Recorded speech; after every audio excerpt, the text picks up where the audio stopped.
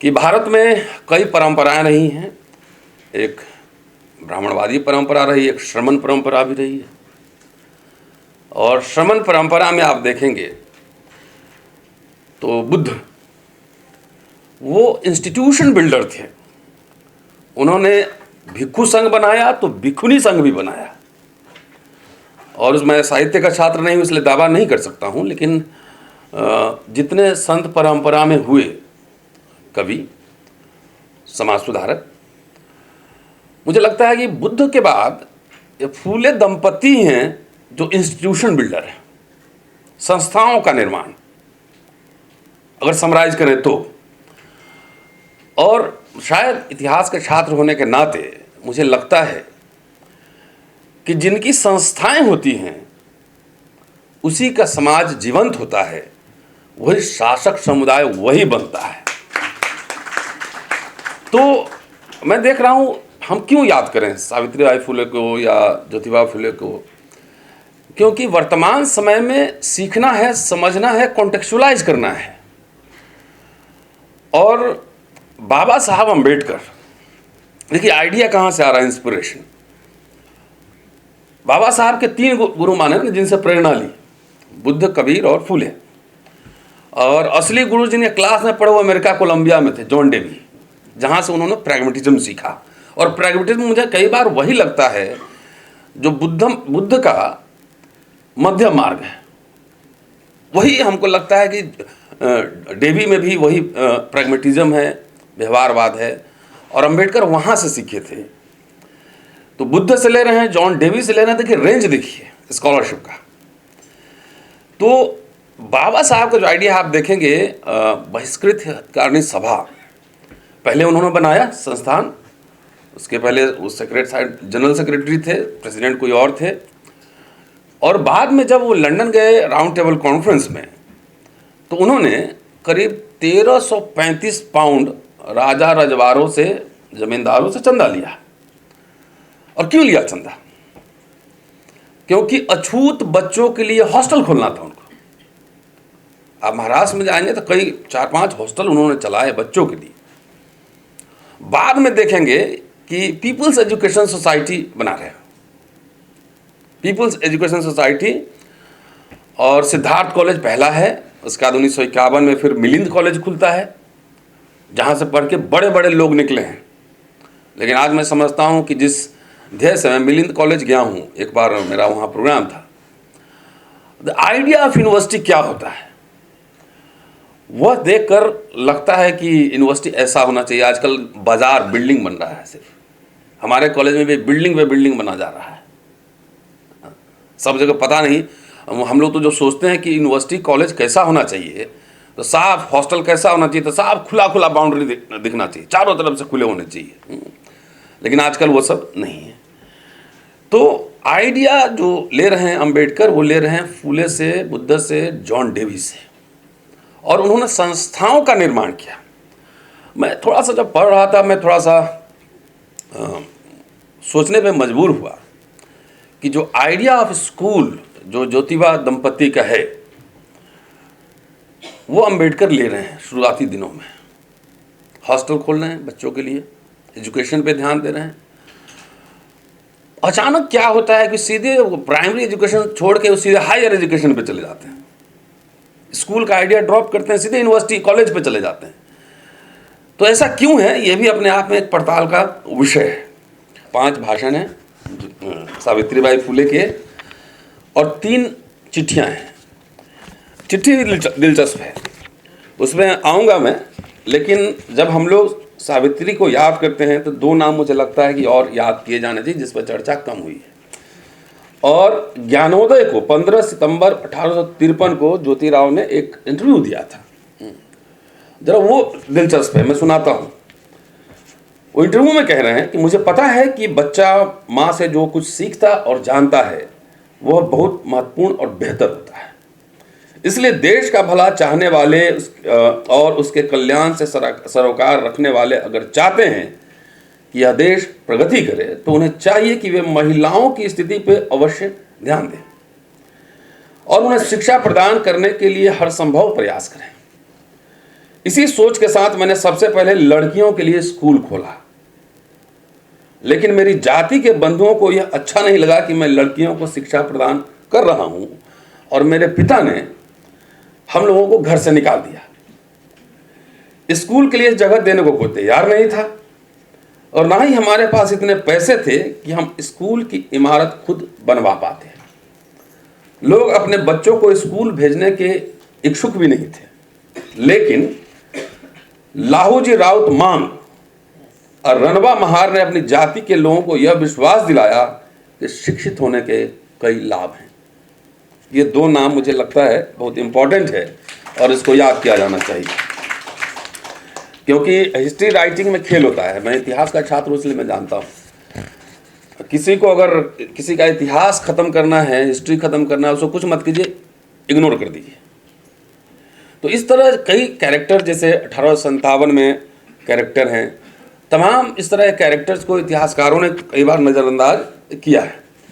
मैंने क्यों कहा कि बुद्धा के बाद I think both of them were the greatest institution builder, और इस रूप से याद रखा जाना चाहिए। देखिए 600-700 साल यहाँ पे मुस्लिम शासनकाल रहा, तब भी मठ और मंदिर बने रहे, उनको दान मिलता रहा, उनको मनसबदारी भी मिलती रही, सब कुछ बनता रहा। तो जब उनके मठ और मंदिर जीवित रहे, उन्हीं के थ्रू, चाहे अंग्रेजों का शासनकाल हो, चाहे मुसलमानों का शासनकाल हो, उसी इंस्टीट्यूशन के थ्रू उन्होंने शिक्षा, म्यूजिक, डांस, सब कुछ कल्चर को जिंदा रखा, और उसका रिजल्ट अब आपको देखने को मिल रहा है। तो मैं समझता हूं कि उन्होंने जो इंस्टीट्यूशन बनाए वो हॉस्टल वगैरह थे, एक नेटिव फीमेल स्कूल पुणे, और society for promoting the education of Mahars and Mangs. ये आज दिल्ली में मुझे लगता है 15 कार्यक्रम हो रहे होंगे कम से कम दिल्ली आसपास में, इसलिए हमारे मीडिया वाले बंधु थोड़ा कम भी हैं, कहीं इधर उधर भी चले गए। मैं कई बार दलित मिडिल क्लास के फॉर्मेशन पे बोलता हूँ, और जो लोग शासक बनना चाहते हैं देश में, सीएम पीएम वाले लोग हमसे नाराज हो जाते हैं। बोले भाई सिंपल सी बात है, जिसका मिडिल क्लास नहीं होगा, जिसकी बुर्जुआजी नहीं होगी, वो कैसे सपना देख सकता है कि हम देश का शासक बनेंगे? कैसे? जो दलित मिडिल क्लास का फॉर्मेशन है, मैं दलित पे ही फोकस रख रहा हूं, और बाकी लोग चाहें तो एनालिसिस के लिए इंप्लीमेंट कर लें। आखिर इंडियन रिपब्लिक और इंडियन कॉन्स्टिट्यूशन से ही दलित मिडिल क्लास आया है। भाई 1950 के पहले बाबा साहब ने 1942 में, चंद्रभान जी शायद, grievances of schedule caste, minister बनने के बाद उन्होंने एक सीक्रेट डॉक्यूमेंट गवर्नर जनरल को सौंपा था, ग्रीवांसेस ऑफ शेड्यूल कास्ट, और उसमें 4 तरह की शिकायतें हैं। राजनीतिक शिकायतें हैं, फिर शैक्षणिक शिकायतें हैं। तो शैक्षणिक शिकायतें में जो बात कह रहे हैं कि भाई हमारे पास पैसा नहीं है, स्कूल नहीं है, एजुकेशन नहीं है, हमें फ्रीशिप दीजिए, हॉस्टल दीजिए, बाहर जाने के लिए फेलोशिप दीजिए। और उस समय पूरे महाराष्ट्र प्रोविंस में कह रहे हैं कि 400-500 ग्रेजुएट होंगे मैक्सिमम। 1919 में जब साउथ बरो कमेटी के पास जो डॉक्यूमेंट, दस्तावेज पेश करते हैं, उस समय 1 ग्रेजुएट है महाराष्ट्र में, और 42 में कह रहे 400-500 होंगे। तो पूरे देश में कितने होंगे? 2-4 हज़ार होंगे मैक्सिमम। 1914 का अखबार मैंने पाटलिपुत्र देखा है अपने पीएचडी के दौरान। काशी प्रसाद जायसवाल एडिटर थे, और उस समय कितने मैट्रिक पास है सबका डेटा भी उसमें दिया हो, तो उसमें दलित एक भी नहीं था। भी बिहार की बात मैं कर रहा हूं। तो देश भर में कितने होंगे मैक्सिमम? 2-4 हज़ार होंगे ज्यादा से ज्यादा। और अचानक आजादी के 32 साल बाद, संविधान लागू होने के 32 साल बाद, 50 से लेके 82 तक 20 लाख सरकारी कर्मचारी हो जा रहे हैं दलित। ये आसान बात था क्या? ये एक शानदार उपलब्धि थी इंडियन कॉन्स्टिट्यूशन और इंडियन रिपब्लिक की। 20 लाख कर्मचारी, देखिए कितना बड़े बड़ा कपड़ा पहन के बैठे हुए हैं। कहां से आया ये सब? वो सरकारी नौकरी और एजुकेशन से ही आया। कोई दलित के पास कोई इंडस्ट्री था क्या? कोई शेयर मार्केट में था? कोई बैंकर था क्या? कोई राजा रजवाड़ा था क्या? तो बैंक का अगर नेशनलाइजेशन हुआ तो उसमें सबको नौकरियां मिली तो हमें भी मिल गई। उसमें जीएम बने कि नहीं बने, मैनेजर बने कि नहीं बने, सस्ता लोन मिला कि नहीं मिला, और उसी पैसे से बच्चा को विदेश भी पढ़ाए। तो पूरा जो कंट्रीब्यूशन है, एजुकेशन इज साइंटिफिक एजुकेशन। और एक पत्र है बड़ा इंटरेस्टिंग है सावित्रीबाई फुले का, जो अपने भाई के बारे में लिखती हैं। 1-1 रुपए का हिसाब देते थे। अंबेडकर और ज्योतिबा फुले और फुले दंपति में खास बात यह है कि बाबा साहब जो चंदा लेते थे, 3 तरह के चंदा लेते थे। एक पॉलिटिकल पार्टी के लिए, एक एजुकेशन के लिए, एक इमारत फंड के लिए, इमारत फंड। और हर साल 1-1 पैसे का हिसाब देते थे, 4 आना 2 पैसे, ऐसे कि 1-1 पैसे का हिसाब है, इसमें लिखा हुआ है कितना चंदा मिला, सरकार से कितना मिलता था, लोग कितने देते थे, सब लिखा हुआ है इसमें। और बाबा साहब भी वैसे करते थे। बाबा साहब तो कर्जदार निर्वाण हुआ उनका, जब वो डेथ हुआ तो कर्जे में थे, और सबसे ज्यादा कर्जा उनका किताब के दुकान वाले का था कि किताब खरीदते थे। अब हम जब याद कर रहे हैं तो उन आदर्शों, उन मूल्यों को भी याद करना बेहद जरूरी है, क्योंकि इस दलित मिडिल क्लास ने ही इस सारे संगठनों को, पार्टियों को चंदा दिया है। यही नौकरी पेशा से जो लोग बना है वही दिया है। और जिसको भी चंदा दिए हैं, आप जरा हिसाब मांगिए तो एक बार, तो आपको संगठन से निकाल देगा। इतने पैसे से एक विश्वविद्यालय खोले जा सकते थे, सैकड़ों बच्चे हम विदेश भेज सकते थे। क्या अरबों रुपए जो चंदा में गया, उसका कोई लेखा जोखा, कोई हिसाब है? हम स्कूल खोल सकते थे, पीपल्स एजुकेशन सोसाइटी को एक्सटेंड कर सकते थे, लेकिन कुछ नहीं। सब अनप्रोडक्टिव काम में सारे रिसोर्सेज वेस्ट चले गए। आप ही लोग को पैसा गया है कि जहां से आपने शिक्षा ली, फ्री का एजुकेशन लिया, आईआईटी में पढ़े, मेडिकल कॉलेज में पढ़े, काउंटर प्रोडक्टिव हो गया, पढ़े वहां पे। और आप ही अगर कह रहे हैं कि 70 साल में कुछ नहीं हुआ, तो कैसे नहीं हुआ? उस एजुकेशन से ही हुआ। मैं एग्जाम्पल दे रहा हूं भाई, मेरे दादा दादी मजदूर थे, चटकल मिल मजदूर थे। उन्होंने फादर को बीए पढ़ाया, फादर लगे इनकम टैक्स में एलडीसी, लोअर डिवीजन। उसी पैसे से मैं 7 भाई बहन हूं। तो बड़े भाई सीनियर डीएसपी रिटायर हुए, दूसरा मैं हूं, तीसरा एक किरोड़ीमल में पढ़ाता है, एक गैस एजेंसी चलाता है, एक पीजीटी है, एक बहन नौकरी करती है, एक बहन यहीं से एलएसआर से पढ़ी है। 4 बच्चे पढ़े दिल्ली यूनिवर्सिटी में, 4। मेरा बेटा जर्मनी में है, बेटी भी जाएगी। तो मैं कैसे कह दूं? तो जो दलित सरकारी न पेंशन भी ले रहा है, बहुत लोग 1 लाख रुपया पेंशन होगा। ओएनजीसी में गया था, उन्हें जवाहरलाल नेहरू ने बनाया था ओएनजीसी 1956 में। और आइडिया, विजन क्या था? अंबेडकर और नेहरू का विजन अगर देखेंगे तो आसपास दोनों चल रहे हैं, पैरेलल चल रहे हैं। दलित नेताओं ने, पॉलिटिशियन ने तो ऐसा पिक्चर प्रेजेंट कर दिया कि अंबेडकर और गांधी या नेहरू जब मिलते थे तो आपस में मारामारी करते थे, गाली गलौज करते थे। जगजीवन नाम से जब मिलते थे लगता था खटिया उटिया तोड़ देते थे। नहीं, ऐसा मतलब इन लोगों के बीच कॉरेस्पॉन्डेंस होता था, बातचीत होती थी, कैबिनेट में जब बैठते होंगे तो खाना भी साथ खाते होंगे। इन्होंने ऐसा पिक्चर प्रेजेंट किया, भाई ऐसे नहीं होता है पॉलिटिक्स, समझौते होते हैं। बाबा साहब का देखिएगा, मेरी जनवरी में हो सकता है किताब आ जाए, अंबेडकर और संसदीय लोकतंत्र पे मैंने अभी एडिट किया है। आपको क्या लगता है कि बाबा साहब एक ही विचार मान के आप बैठे रहते थे? नहीं, उनके विचार टाइम टू टाइम बदलते रहते थे। कांग्रेस से 25 साल लड़े, फिर समझौता भी कर लिए, पार्लियामेंट्री डेमोक्रेसी के बारे में बोले, फिर बाद में पार्लियामेंट्री डेमोक्रेसी को क्रिटिसाइज भी किए। कह रहे हैं कि गांधी से मैं नाराज इसलिए नहीं हूं कि गांधी तानाशाह नहीं है, मैं नाराज इसलिए हूं कि गांधी तानाशाह क्यों नहीं है। तो इस प्रोसेस में जब तक नहीं देखेंगे हर चीजों को, तब तक हम कैसे, मतलब इवोल्यूशन को कैसे करेंगे? अगर मान लीजिए अभी पब्लिक इंस्टीट्यूशंस हटा दिया जाए, पब्लिक इंस्टीट्यूशन खत्म हो जाए, तो कितने दलित बिलियनर हैं,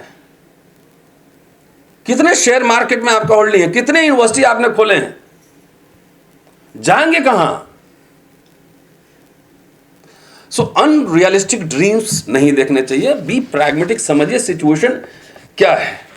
मैं चिट्ठी के अंश पढ़ता हूं, बड़ी दिलचस्प है, और इनका भाषण है विद्यादान, जरूर पढ़ना चाहिए। एजुकेशन को लेकर जो अंडरस्टैंडिंग है वो एकदम पढ़ना चाहिए। ये भाई के बारे में ज्योतिबा को इन्होंने पत्र लिखा है कि जब वो पढ़ाते थे बच्चों को, अछूत बच्चों को, तो भाई नाराज था उनसे और बहुत शिकायत कर रहा है भाई। तो उसका जवाब जो दे रही हैं ज्योतिबा, सावित्रीबाई फुले, वो दिलचस्प है। कह रहे हैं कि ब्राह्मण जब अपने, थोड़ा सा अंश पढ़ता हूं, पूजा के वस्त्रों में होते हैं तब तुम्हें भी तो अपवित्र मानते हैं, वे तुम्हें भी महारी मानते हैं, ऐसा क्यों है?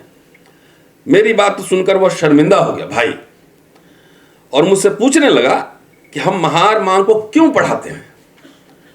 उसने कहा कि तुम्हारे इस कार्य के कारण लोग तुम्हें बुरा भला कहते हैं और तुम्हें परेशान करते हैं। यह सब मुझसे नहीं देखा जाता। मैंने उसे उन तमाम कार्यों के बारे में बताया जो अंग्रेज महारों के उद्धार के लिए कर रहे हैं। साथ ही उसे यह भी समझाया कि विद्या विहीन होना किसी भी इंसान के लिए पशुता की निशानी है। Knowledge is power. समाज में ब्राह्मणों की श्रेष्ठ स्थिति का आधार विद्या ही है। विद्या की महिमा अपरंपार है। जो भी उसे ग्रहण कर लेता है उसकी नीचता दूर भागती है और उसे श्रेष्ठता प्राप्त होती है। मेरे स्वामी ज्योतिबा महान और भले आदमी हैं। इस देश में शायद ही कोई व्यक्ति हो जो उनकी बराबरी कर सके। ज्योतिबा महार मांगों के पढ़ने तथा इंसान की तरह जीने के अधिकार के लिए इन भट्ट ब्राह्मण नामक केचुओं से लड़ते हैं और महार मांगों को पढ़ाते हैं। इस शुभ कार्य में मैं भी उनका साथ देती हूं। इसमें अनुचित क्या है? हम दोनों मिलकर लड़कियों को पढ़ाते हैं, स्त्रियों को शिक्षा प्रदान करते हैं, महार मांगों को शिक्षित करते हैं। इससे ब्राह्मणों के वर्चस्व को ठेस पहुंचेगी। यह जानकर वे हमारे द्वारा मानवता को स्थापित करने के प्रयासों को अब्राह्मण कहकर दुत्कारते हैं और तुम्हारे जैसे लोगों के मन में गंदगी भर देते हैं। भाई भी सुधर गया एक भाषण के बाद। और विद्यादान वाला जरूर पढ़िएगा, और इसमें इंटरेस्ट है। मैं बोलती हैं वो, इंसान में आलस, परजीवता इत्यादि दुर्गुणों को जो बढ़ने न दे तथा उसके अंदर के सद्गुणों को जो बढ़ावा दे, ऐसा अगर कोई धर्म होगा तो वह है विद्यादान। विद्या देने वाला और लेने वाला दोनों इस धर्म द्वारा असली इंसान बनते हैं। इस धर्म के कारण इंसान के अंदर छुपी हुई पशुता की प्रवृत्ति लुप्त हो जाती है। विद्या देने वाला धैर्यशील और निर्भय बनता है, और दूसरी ओर विद्या पाने वाला समर्थ तथा समझदार। अंग्रेज पंडित लोगों को विद्या दान देकर उन्हें समझदार बनाते हैं। यह सचमुच समझदार भट्ट या पंडित है। हमारे यहाँ के भट्ट लोगों को अनपढ़ रखने में उस्ताद हैं, पर यह उनकी मूर्खता है। फिर आगे लिख रहे हैं कि भाई इतने साल जो विदेशियों ने शासन किया यहाँ पर, उसका कारण क्या था? अज्ञानता थी, हमारी अज्ञानता। लोग आए, 10-20 लोग भी आता था, घोड़ा पे बैठ के पीट पाट के यहाँ शासन कर लेता था। 50 लोग भी आए, शासन कर लेता था। क्यों? क्योंकि एजुकेशन हम लोगों को अवेलेबल नहीं था, वेपन रख नहीं सकता था, लड़ना क्षत्रियों का काम था। तो बाकी तो 90% जनता तो आराम से सोई रहती थी, कोई आए कोई जाए, चला गया। कहती है कि इसका मूल कारण यहाँ के लोगों का अज्ञान ही था। 2000 वर्षों तक इंडियन लोगों ने अज्ञान के अंधकार में गुलामी की बेड़ियों में जकड़ा पशुवत जीवन जिया। यह कोई आश्चर्य की बात नहीं, बल्कि यह भट्ट ब्राह्मणों का षड्यंत्र था। यह सत्य हमारे सामने अंग्रेजी शिक्षा के कारण उद्घाटित हुआ है। जब इंग्लिश ट्रांसलेशन होना शुरू हुआ, तब वो धीरे धीरे नॉलेज बाहर आ रहा है, पब्लिक डोमेन में आ रहा है। जब विद्या दान करने के बारे में तथा विद्या प्राप्त करने में लोगों की मदद करने के लिए लोग दृढ़ संकल्प हो जाएंगे, तब हम सचमुच सुधार के पथ पर चल पड़ेंगे।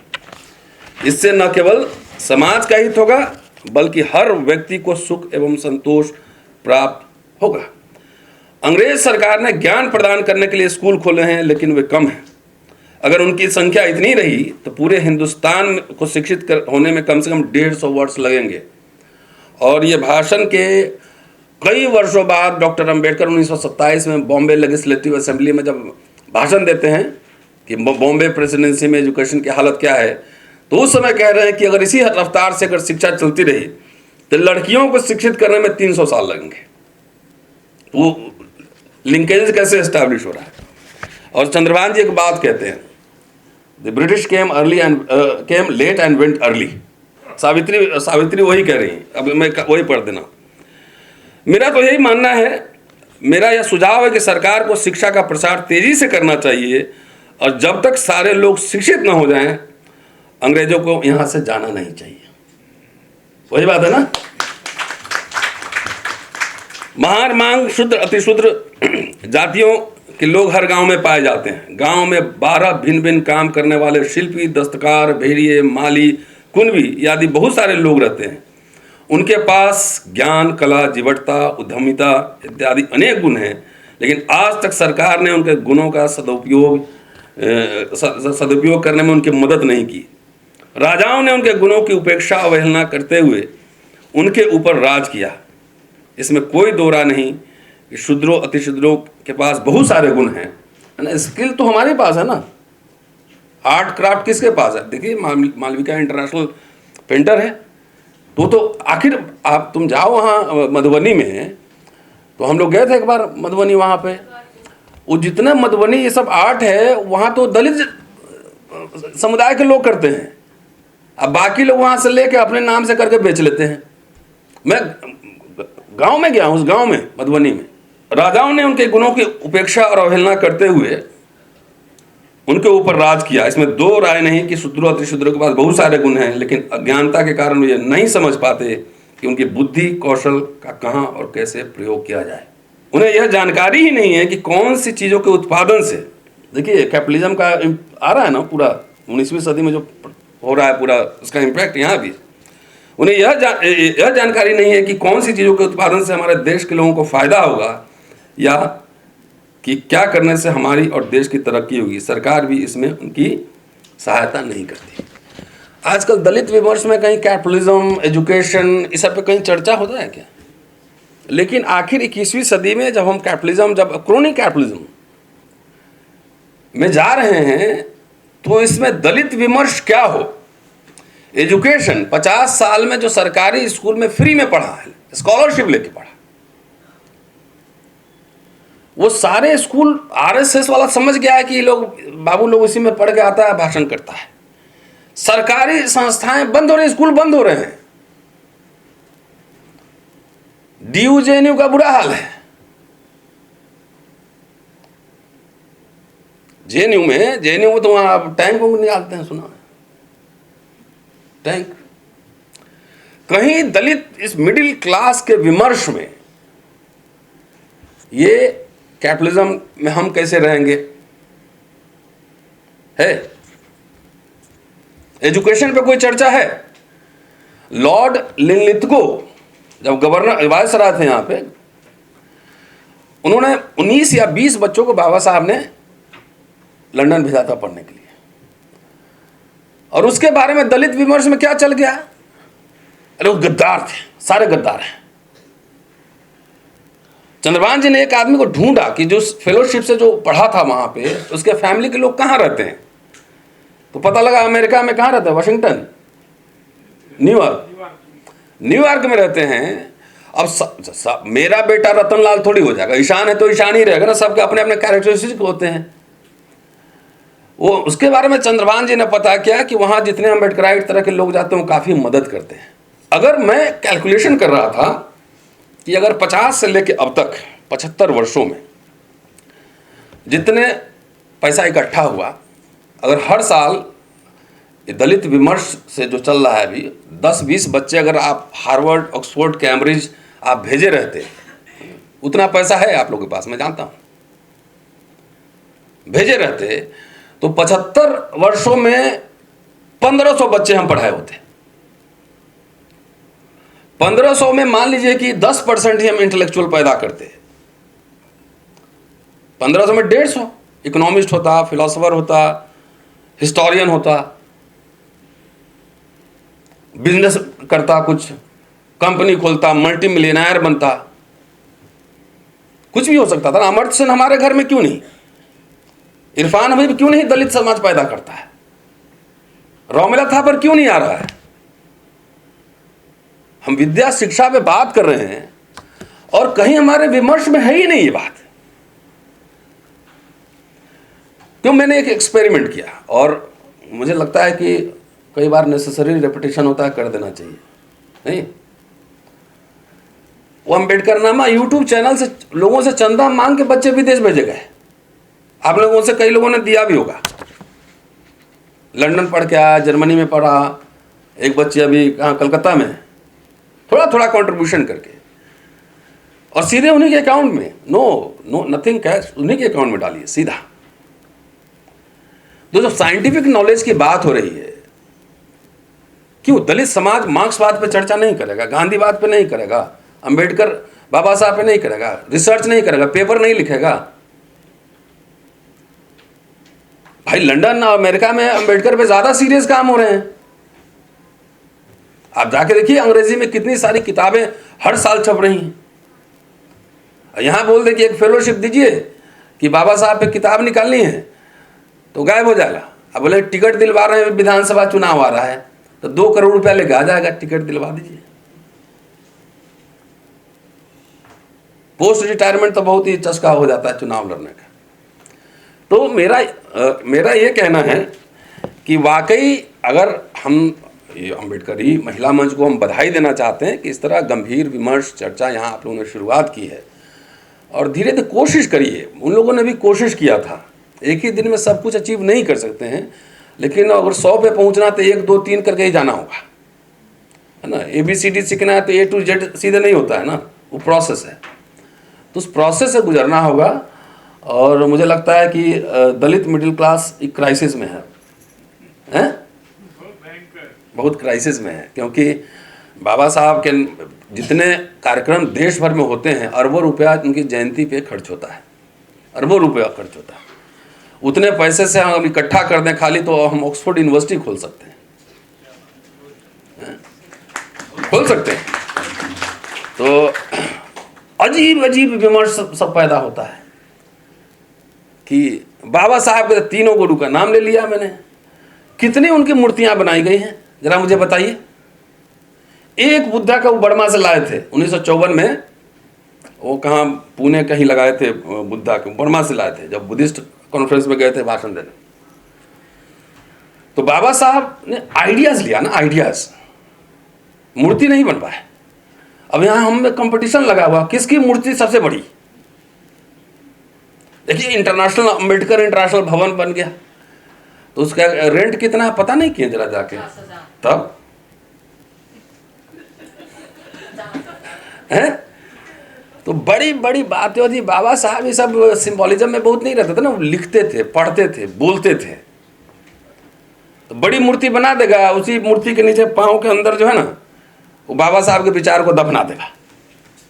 जाओ, किसी विमर्श ने आज तक ये सवाल पूछा है कि जो महाराष्ट्र गवर्नमेंट ने जो राइटिंग एंड स्पीचेस बाबा साहब की छापी भारत सरकार ने, वो शैलजा उस समय मिनिस्टर थी और वहाँ कांग्रेस का भी राज था उधर महाराष्ट्र में, और यहाँ दिल्ली में भी था। राइटिंग स्पीचेस जो है ना छाप दिया हो। तो दलित लोग क्या कहता है, गांधी के बारे में लिखा है बाबा साहब ने कि गांधी और कांग्रेस ने अछूतों के लिए क्या किया, है ना, वही रहता है। लेकिन ये ध्यान नहीं रहता है किताबें छप गई। किताबें नहीं छपी होती तो शायद हम अंबेडकर को नहीं पढ़ पाते, नहीं समझ पाते। आज कई वर्षों से भारत सरकार वो किताबें नहीं छाप रही है। आपको मूर्ति चाहिए, आपको किताब नहीं चाहिए। ले लो मूर्ति, जितना बड़ी बड़ी मूर्ति चाहिए।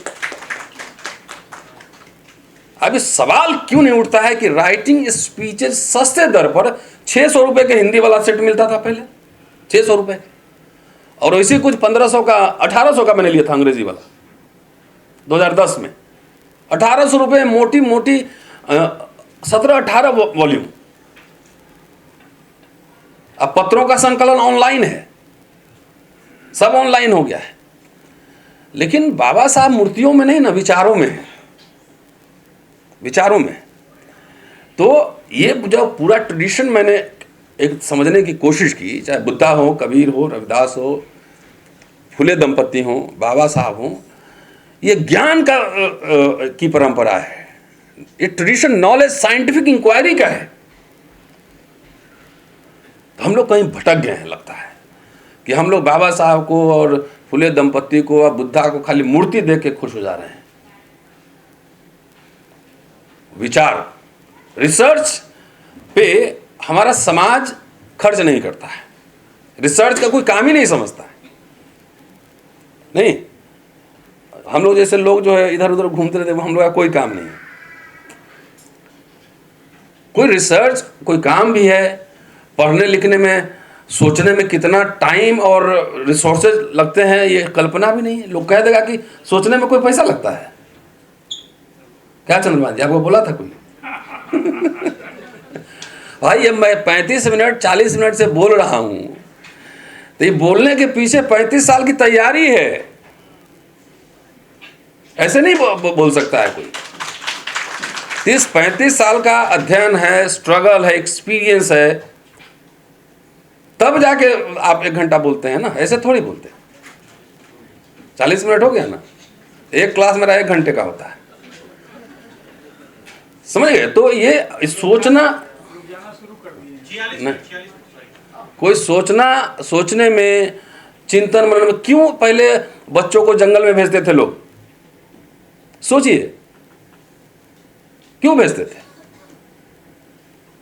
चिंतन मनन, इसमें सबसे ज्यादा खर्चा लगता है। एक आइडिया ढूंढने में कार्ल मार्क्स कितना पढ़ा होगा तब कम्युनिस्ट मैनिफेस्टो आया होगा? नहीं, the working man of all country unite, you have nothing to lose but your change and you have world to win. एक लाइन आपको देखने में लगा एक लाइन है, लेकिन इसको आने में कितना लगा होगा है? कि वो जो कम्युनिस्ट मैनिफेस्टो लिख रहे हैं, चाहे बाबा साहब कर रहे हैं, शिक्षित बनो, संघर्ष करो, संगठित हो, ऐड आता है जरा सा ऋण, वॉशिंग पाउडर निरमा, तो एक लाइन में लाखों रुपए खर्च होते हैं ना, उसको एक लाइन डिस्कवर करने में। ये पेंटिंग करती है, इसको आइडिया सोचने में कितना दिन, कई बार बैठते होंगे तब आइडिया लगता हुआ कि हाँ इस पे कुछ किया, स्केच किया जाए इसको। तो हमारा समाज अभी नारे लगाने में बहुत ज़्यादा है, मूर्ति में और नारों में। शुक्रिया। जय भीम, जय सावित्री।